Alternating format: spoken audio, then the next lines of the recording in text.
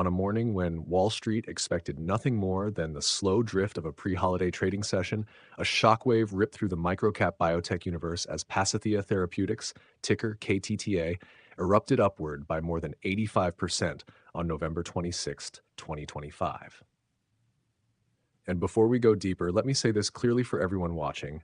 The full trading strategy is included later in this episode, so make sure to stay until the end. If you are watching through shorts, you will need to use the full version link below so you can hear the complete breakdown without interruption, especially the part where the forward strategy becomes critical. Back to the story. This was not a normal move. This was an eruption that forced traders, analysts, and longtime biotech investors to reevaluate every assumption they had made about this company. Pasithea, valued at roughly $6 million before the surge, behaved like a mid-cap oncology winner unveiling breakthrough clinical data. When a company this small moves with that level of violence, the market is telling us that something deep in the underlying narrative has shifted. To understand the magnitude, we have to go back to September 15, 2021, when Pasithea entered the NASDAQ with a single bold mission. Instead of launching with a diversified set of assets like most biotechs, Pasithea tied nearly its entire value to one program, a next-generation macrocyclic MEK inhibitor named PAS-004. A macrocyclic inhibitor uses a ring-shaped structure to bind more tightly to its molecular target, creating stronger selectivity and better metabolic stability. In theory, this should mean fewer off-target interactions and better tolerance at therapeutic doses. But in early oncology practice, everything usually goes wrong. New drugs typically encounter severe rash, gastrointestinal problems, liver enzyme spikes, dose-limiting toxicities, and trial interruptions before they ever reach meaningful pharmacodynamic confirmation. This is the standard trajectory, and investors know it. That is why, through 2022 and 2023 and well into early 2025, Pasithea looked like so many other early oncology developers. Annual losses near $13 million, a stock hovering under $0.50, a $5 million public offering, and another $1 million RELers raised through warrant exercises, scattered safety updates that lacked decisive efficacy signals. The narrative was simple, a microcap trying to survive the long, exhausting march toward data. But early 2025 delivered the first cracks in that narrative. Pasithea revealed pharmacodynamic data showing about 90% inhibition of PERK, a key downstream marker confirming suppression of the MAP pathway, which drives diseases like BRAF V600 cancers, BRAF fusion tumors, and several RAS-driven malignancies.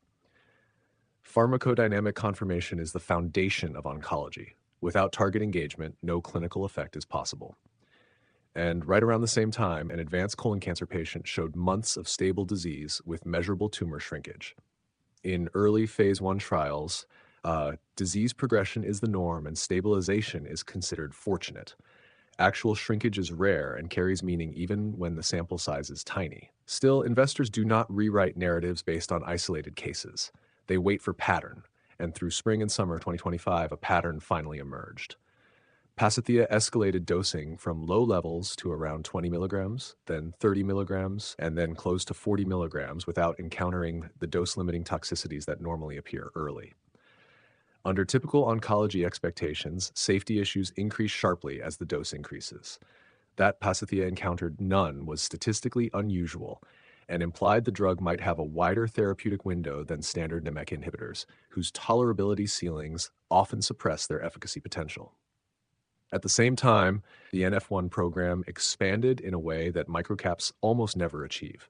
Australia activated first, then major U.S. centers, then Asan Medical Center and Severance Hospital in South Korea, and on November 4, 2025, the University of Alabama at Birmingham joined.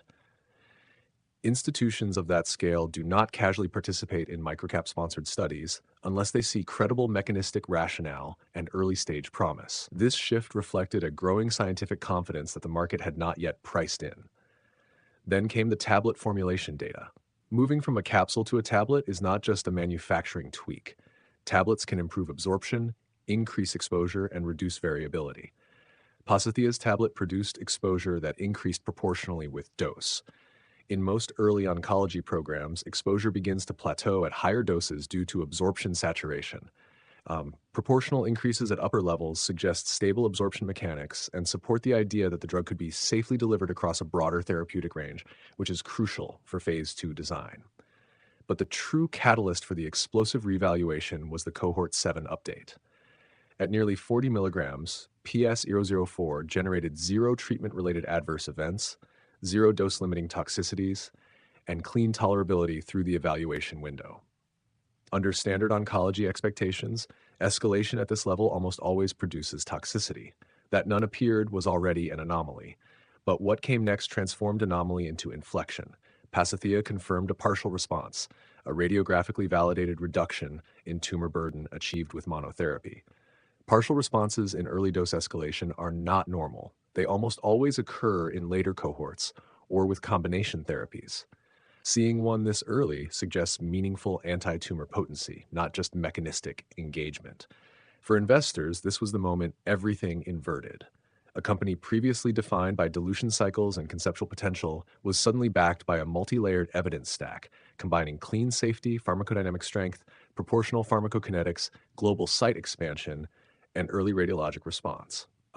Volume exploded from a few million shares to roughly 70 million. The stock did not merely rise, it repriced. The market began acknowledging PAS004 not as a hypothetical mechanism, but as a drug candidate with early proof of clinical effect. Now, the technical picture reflects that narrative shift. Support sits near $50, the pre-breakout accumulation zone. Resistance forms around $1.00 and strengthens near $1.30, where short-term traders meet emerging long-term conviction. Sustained strength above that opens a path toward the $2 region, which is where early oncology names with repeatable activity often trade. Short-term, volatility will dominate. Medium-term, $130 is the credibility threshold. Long-term, everything depends on whether tumor responses continue and whether the tablet formulation delivers meaningful benefit in NF1 patients. If those signals align, Pasithea could transform from a microcap anomaly into a legitimate development stage oncology contender. If they falter, valuation compresses back toward the uncertainty range typical of single-asset biotechs. Here in late 2025, Pasithea stands at a rare biotechnology turning point, a moment when early evidence has accumulated enough to bend the narrative away from skepticism and toward possibility. It is fragile but real, and for the first time in its history, Pasithea's story is driven not only by potential, but by early signs of demonstrable clinical effect. And before we wrap, for those who stay with this channel, your support through full-length views, subscriptions, likes, comments, and sharing the content externally is what fuels the deeper investigations and allows us to bring higher quality coverage every week. It means more than you realize, and we will continue pushing to deliver stronger and more valuable content for you. This was ValueStir.